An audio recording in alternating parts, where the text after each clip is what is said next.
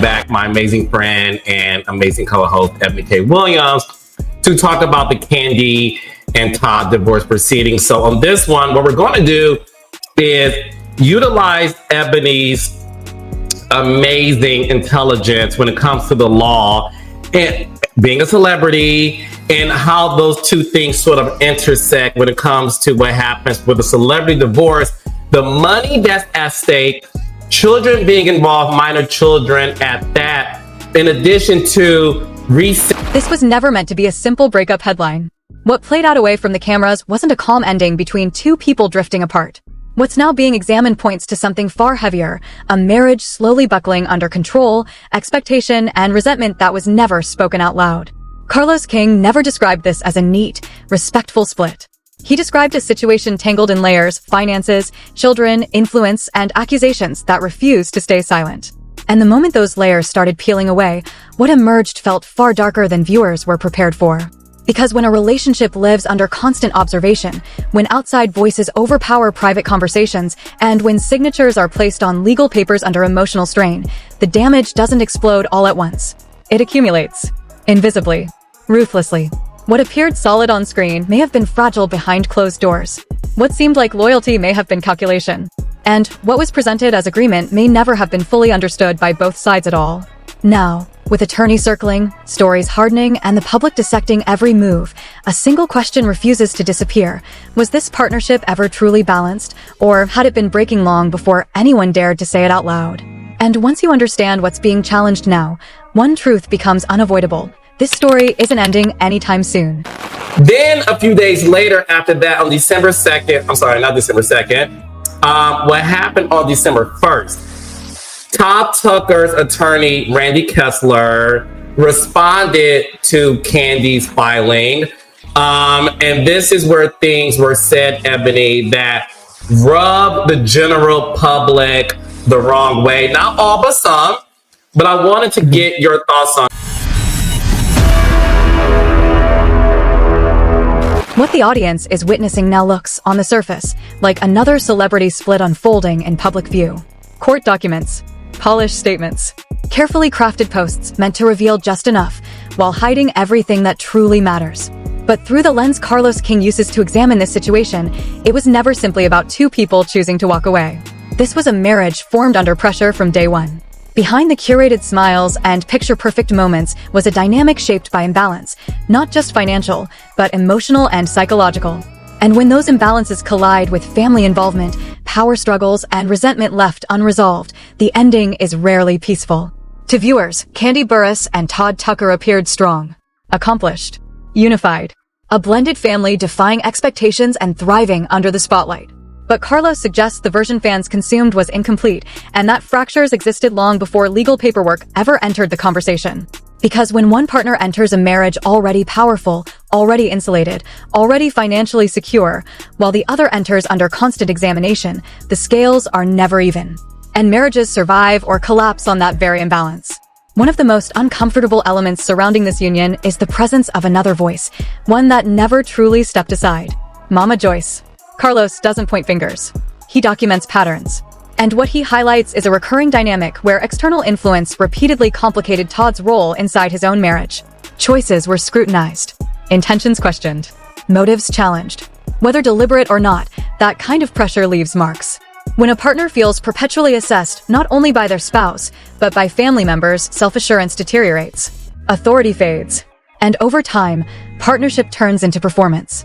Carlos presents Todd not as an antagonist, but as a man navigating a relationship where his ground was never fully solid.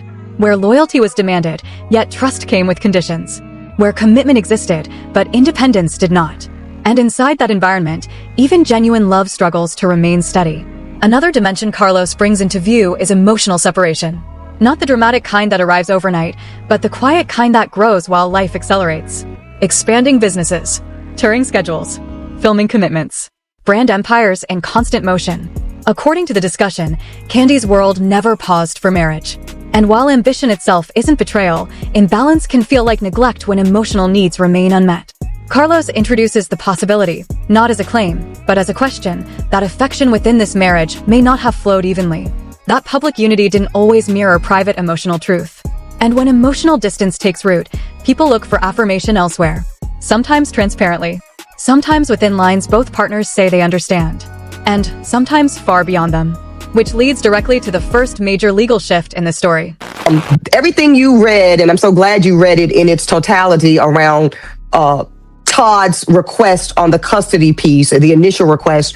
This is around a potential child support claim. Okay, so let's reverse engineer it. This is setting up a potential claim from Todd and his legal team to seek child support. I want everybody to immediately put spousal support on a separate shelf. A separate shelf. Spousal support and child support have absolutely nothing to do with each other. Okay. Spousal support may or may not even be at play, depending on whether or not the judge decides to uphold the existing prenuptial agreement.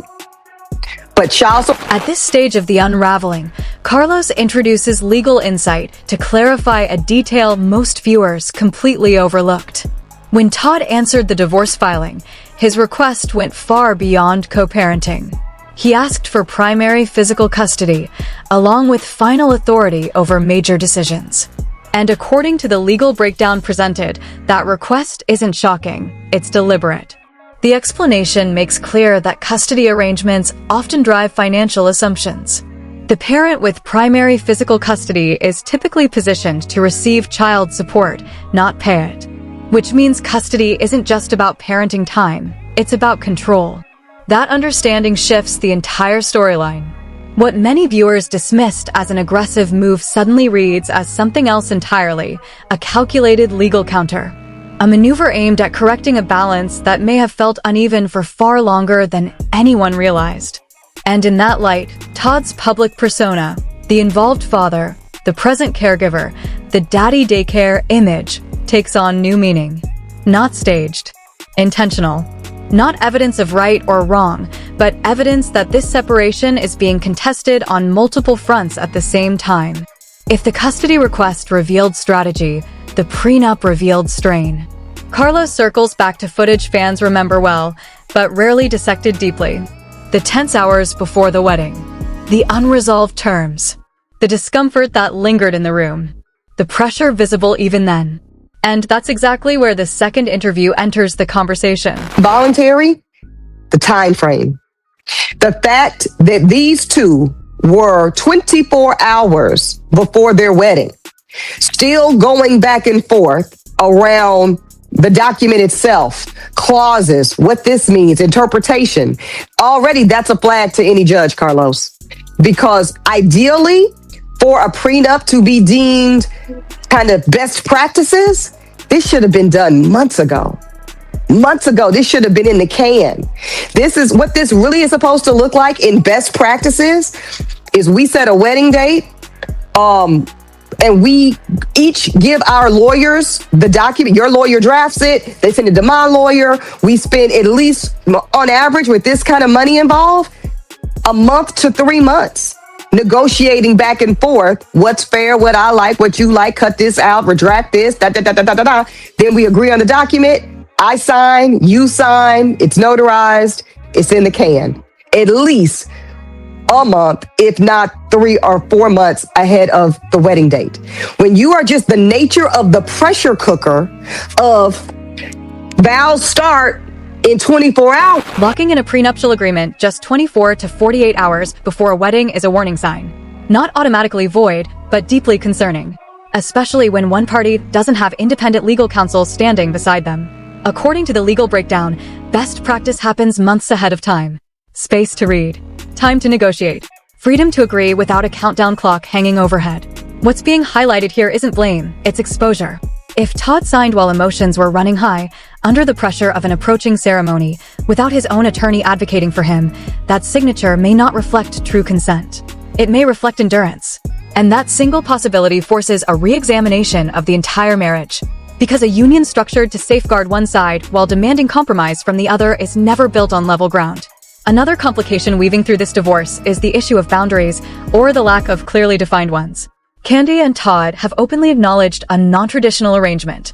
Threesomes. Openness. Flexibility. But Carlos points to the detail most people gloss over. Openness still requires rules. And rules only work when they're unmistakably clear. If outside involvement was permitted solely with mutual agreement, then anything beyond those limits could still be viewed as betrayal. And in a courtroom, wording matters more than intent ever does. That question becomes even heavier if the prenup contained an infidelity clause, a condition capable of reshaping financial outcomes entirely if boundaries were crossed. Uncommon? Yes. Unheard of? No. And in this situation, the absence of public clarity leaves every interpretation on the table. This divorce isn't confined to legal filings. It's playing out in the court of public perception.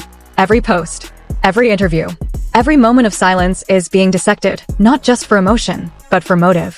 Carlos doesn't instruct the audience what to believe. He shows them what to watch for. And what's coming into focus is a marriage that may never have stood on equal footing. A relationship molded by power, influence, protection, and pressure long before attorneys ever entered the frame. And if this is only what's visible right now, then what's still buried could be far more explosive. By the time this separation spilled into public view, court documents were no longer the most volatile element in play. What turned this situation explosive was something far more elusive: boundaries, because when a marriage steps outside traditional frameworks, precision becomes critical.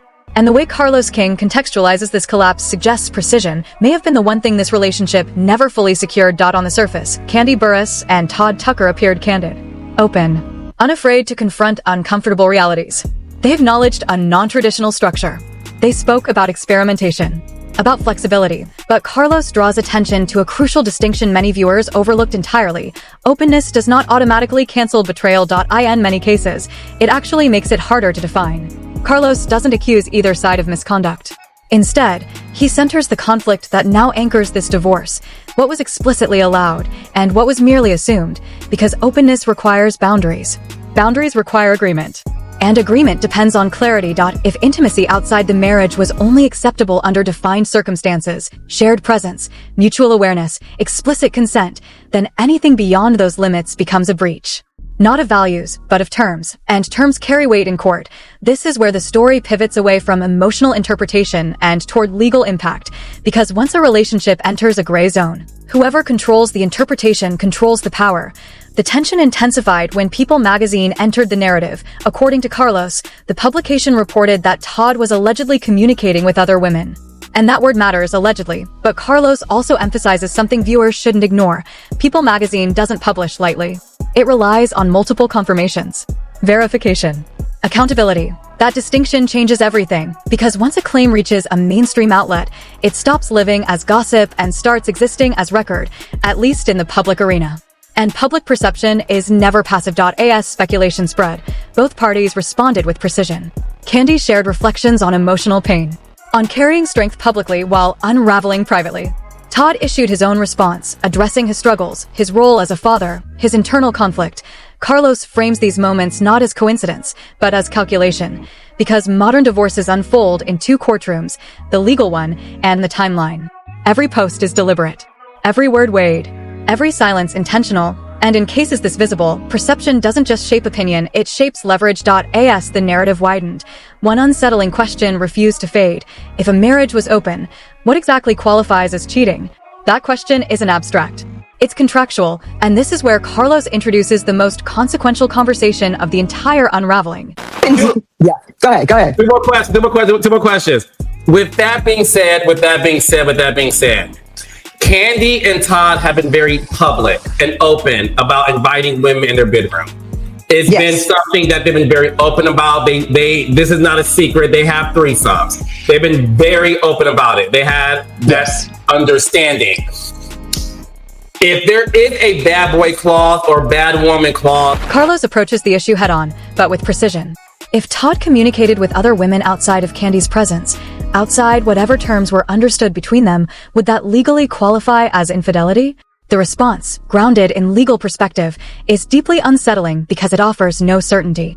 There is no single rule. One judge might view openness as full permission. Another might see it as limited access. And any action that crosses those limits becomes infidelity, regardless of how progressive the marriage appeared publicly. The interview underscores a reality many people underestimate. This comes down to judicial interpretation, not public interviews, not online narratives, but how intent, agreement, and behavior are interpreted inside a courtroom. Which means identical behavior could be ignored in one jurisdiction and penalized in another. And if an infidelity clause exists within the prenup, uncommon, but not unheard of, the financial impact could be severe. This isn't about salacious headlines. It's about language. Carlos suggests that what once seemed modern may now be legally fragile. Because openness without documentation becomes exposure.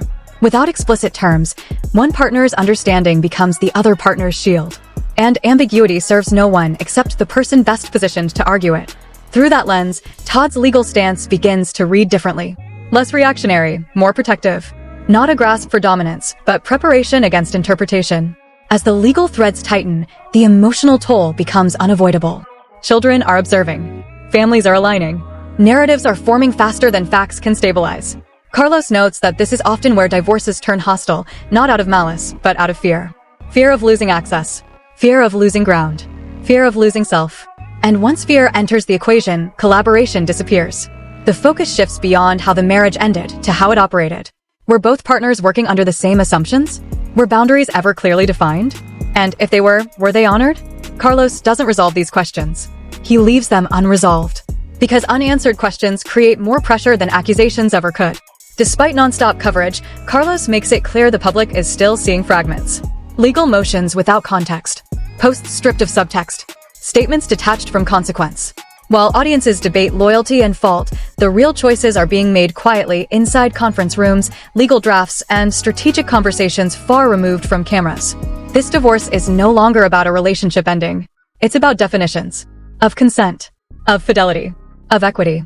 Of control. And once definitions enter a courtroom, emotion loses relevance. Only interpretation remains. And interpretation is volatile. Which means whatever the public assumes today may not withstand what's coming next.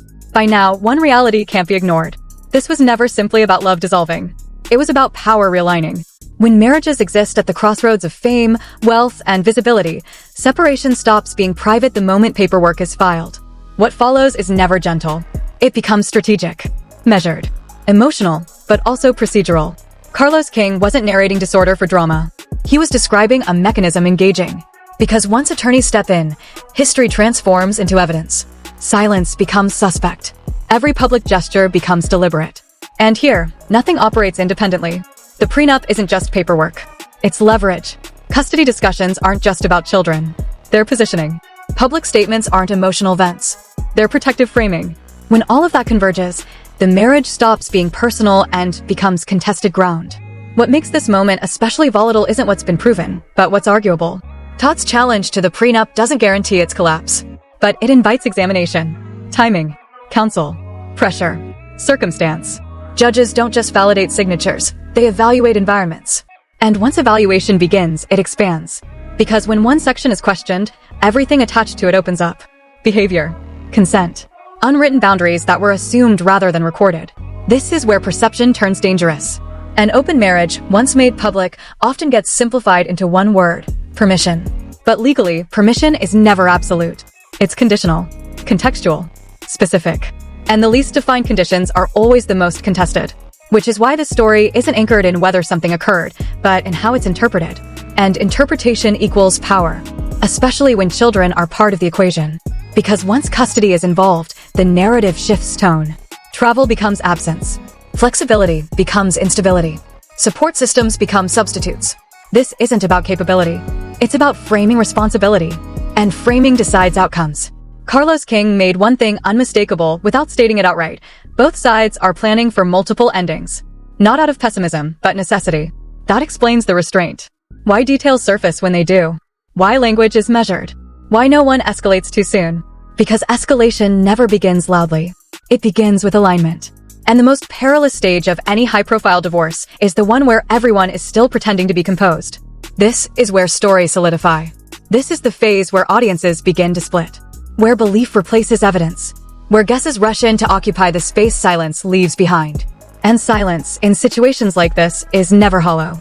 It's intentional. What Carlos makes clear, without ever stating it outright, is that public compassion is already being shaped. Not pleaded for. Not forced. Directed. Because sympathy creates pressure. Pressure shapes negotiations. Negotiations decide outcomes. And outcomes define legacy. And legacy lasts far longer than a trending opinion, especially when children will grow up in a world where nothing ever disappears. That's why nothing here feels random. Not the timing.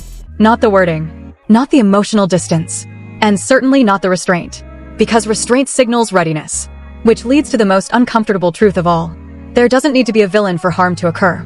There doesn't need to be infidelity for trust to decay. There doesn't need to be cruelty for damage to be real. Sometimes collapse happens simply because two people built something under conditions that were never sustainable. External pressure, family expectations, public visibility, unequal power.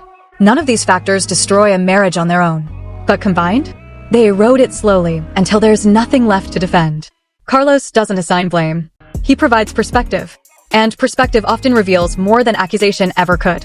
Because once you step back far enough, the question stops being who did what and becomes how did this structure last as long as it did?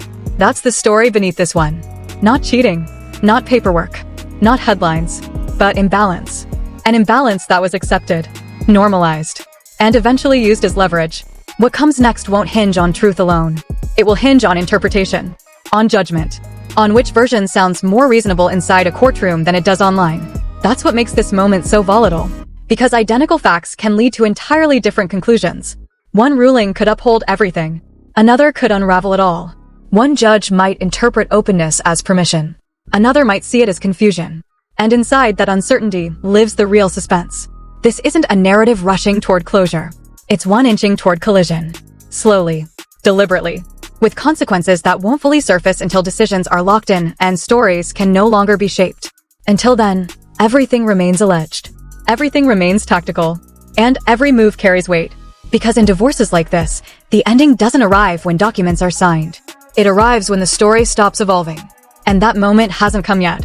This story doesn't conclude with a ruling. It concludes with something far more enduring: collective memory. Long after filings are locked away and headlines fade from timelines, what survives is the version people decide to carry forward. And once that version hardens, it almost never shifts. What Carlos King has presented isn't an ending. It's a lens.